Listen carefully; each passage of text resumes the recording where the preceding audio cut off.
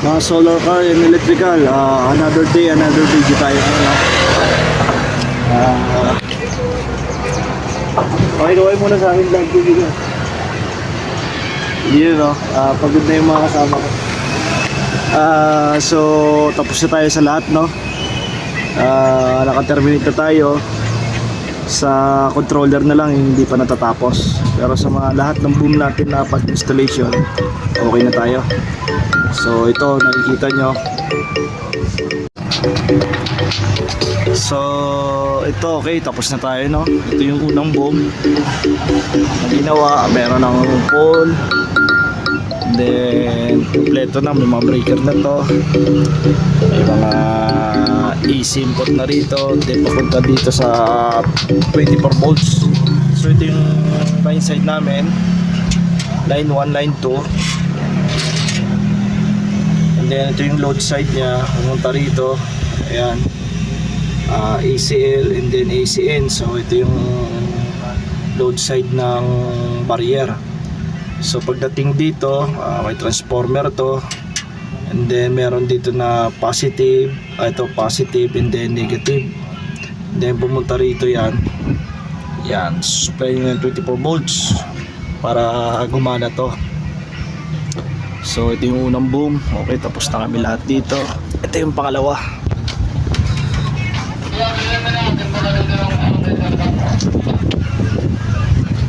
Yun. Ito yung pangalawang boom, no? So same pa rin. May supply na. Meron na rin output. Meron na yung DC siya, pupunta rito. Then ito yung pinaka-supply niya na rin. So ito yung pangalawa. So okay na to lahat. Pero, so pangalawa yun.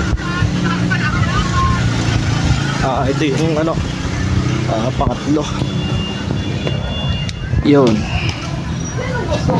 So ito pa rin supply natin. Line 1, line 2, output sa loob. Line 1, line 2, ground. Positive, negative, and then susuplayin dito 24 volts. Ayan o. So ito yung controller ng ng barrier. Dito tayo magsiset. Yun. Kung meron dito mga open close, tapos isiset natin. Ito yung mga set nya, mga parameter set nya dito, na kung gusto natin na mabilis yung pag-angat, mabagal yung pag-angat. So ito yung pangatlo. And then dun yung last, yun ang pinaka sa last dun, yun ang pinaka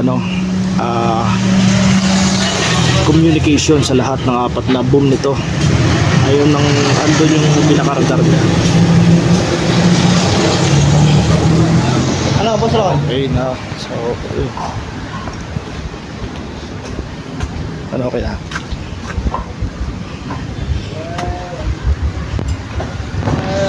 Ang ko lang to. Yun. Matibay na to. So ito okay na dito. Big stack. So naglagay kami rito ng outlet para sa supply ng ating mga radar. Tsaka sa trigger natin yung mga supply. So ito. Yun. Supply ito sa ating radar at tsaka trigger para bago umangat yung boom na sensor na. So ito yung mga supply niya. So yun. Anti-full. Yun.